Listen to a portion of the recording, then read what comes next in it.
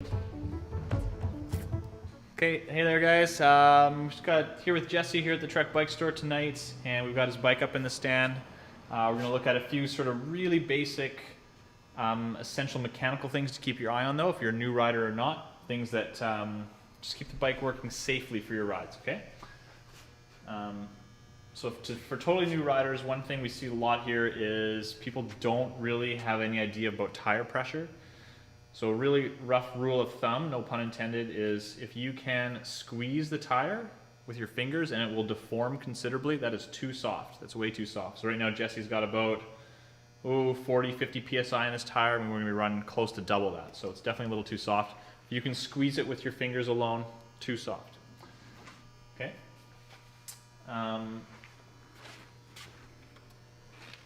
Another key thing to keep your eye on, obviously, brakes. So brake pads, which are sitting here inside the caliper. There are wear lines on them. I don't know if you can see that on camera, but there is a line running down the length of the pad here, right where this tool is. So when the pad wears down to that line, they are done. They are time to replace them. If you run them too much beyond that, you'll start to damage your rim actually. So before every few rides, maybe every couple of weeks, just taking a quick look at your brake pads, making sure there's material left on there is a key point. If you have disc brakes, those pads will be down at the hub area, of course, contained within the caliper.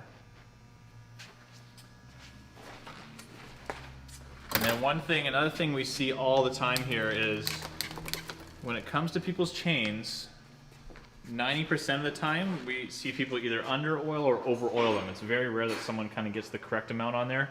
Like in Jesse's case here, we've actually used a little bit too much oil. There's a lot of excess kind of coating the bike, which we don't want. That just attracts debris and grit from the road. So you want to have a little bit, you want to clean out a bit better than that. How do you clean it? Well, we'll show you a quick, basically for everyone taking care of their own bikes, when you're done a bigger ride, or especially after a wet ride or rainy ride, you want to have your oil. Now, the best time to put oil on is after a ride. So what you want to do, you finished your ride, you've got home, get the bike in the garage or wherever it lives, get your oil bottle, start moving the chain backwards, and start putting some oil on that chain. Drip, drip, drip, drip. Does not need a lot. Okay, so if I was just topping this chain up, that's about all I would use, just that few seconds. I'm going to keep the chain moving just for a minute, just to work oil in between the plates. Okay, so now I'm going to go away. I'm going to walk away for a minute, take my kit off, whatever, throw my shoes in the house. After that oil has sat on the chain for a minute and really worked its way in between the plates of the links, then I'll come back to it with a rag. And we're going to take off as much as we can. So the thing that Jesse's done here, he's done a good job of oiling his chain, but he's not taken the lubricant off when he's done with it. So that's why we're starting to collect a lot of debris here and get really dirty. So now what I'm going to do is take a rag.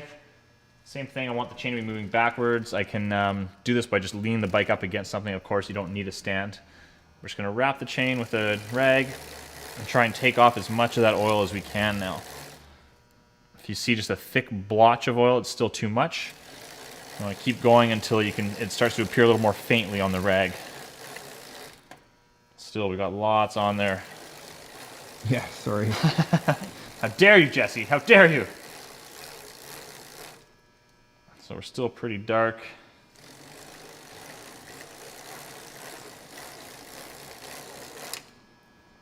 Still pretty dark. I put a lot of oil on. Yeah, that's all right though. Better than not oiling at all.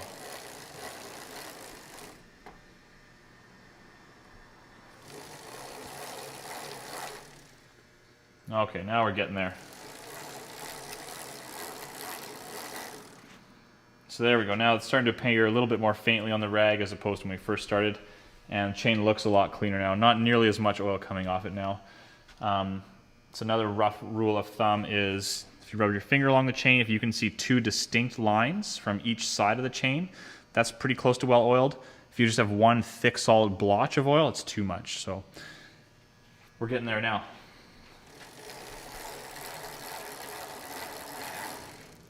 Okay, we're happy with that now. That's a better amount of oil on there. Obviously, we got a little bit of, there's a bit on the chain rings and everywhere from having it been over oiled a bit too much, but that's okay. That's okay. all about learning. All right. I had no idea. Yeah, no, well, most people don't. That's okay. So after it rains, Yeah. what should I be doing? Because it rains a lot in Victoria, and I've been soaking wet quite a number of times. After it rains, one of the key things is to oil that chain up. And again, that's why you do it after your ride, so that you've got fresh oil on there once the ride's done. Oil will also displace water, right? So you finish a wet ride, there's lots of water over the bike. Oiling it will force that water out of the chain as well, prevent that surface rust from forming. Okay. And same thing as we just did there, oil the chain, let it sit for a few minutes, and then come and wipe off as much as you can. It's okay to wash the bikes, you know. Spraying a bit of cleaner on the drivetrain and on the frame is okay. What you want to avoid is really high pressure, so don't sit with your pressure washer just blasting the bottom bracket area or the cassette area. You're gonna get water in behind the seals of the bearings and you will shorten their lifespan. It's better to get your cleaner on the bike, and then with a nice brush and a hose, it's okay to rinse them off, but you don't want to sit there with really high pressure.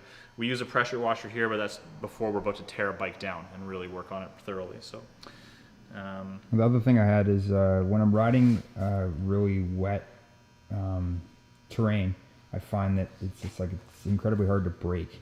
Is there it just slides in a way? yeah. Is it just because the brake area, maybe it's the tires are really? No, that's just rim brakes on road bikes in the wet. Okay. So if it's wet out, you want to. Anything I can do to help that? You can improve it a small amount with different brake pad compounds and things like this, but the big thing in the wet is just realize your stopping distances are 20% longer, 30% longer. If you have a newer bike with hydraulic disc brakes, those stopping distances are not nearly as bad. They work amazing in the wet. But that's just a kind of a function of rim brakes. You just got to be aware that it's going to take that much longer to stop. Okay. And then another good thing to check on before you head out for your rides is your headset. We see a lot of people running around with loose headset bearings. So how you check that is take your thumb and forefinger, place it over both the first cup of your headset stack assembly and the frame, hold the front brake, and then try and rock the bike forwards and backwards. If it's loose, you'll feel a knocking as this top cap moves independently of the frame. If it's all snugged up, you won't get any movement at all. So that feels good. Jesse's bike here is nice and adjusted properly, still moving freely. That's another thing we often see newer riders not noticing. Obviously, quick releases as well. We do see a lot of people coming with these loose. Just make sure they're snugged up. See, that's a little bit loose there.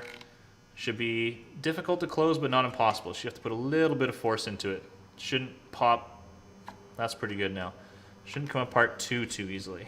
Yeah, and then of course, before most rides, you're going to want to check your tire pressure, especially on a road bike. There's such low volume tubes that they do lose a fair bit of their pressure relatively quickly. If it's been a week and you're heading out, check your tire pressure.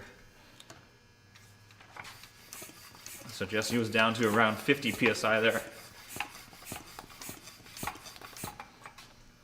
Now we're up to just over 90. You're way faster at this than I am. Well, I have done it a few times more than you.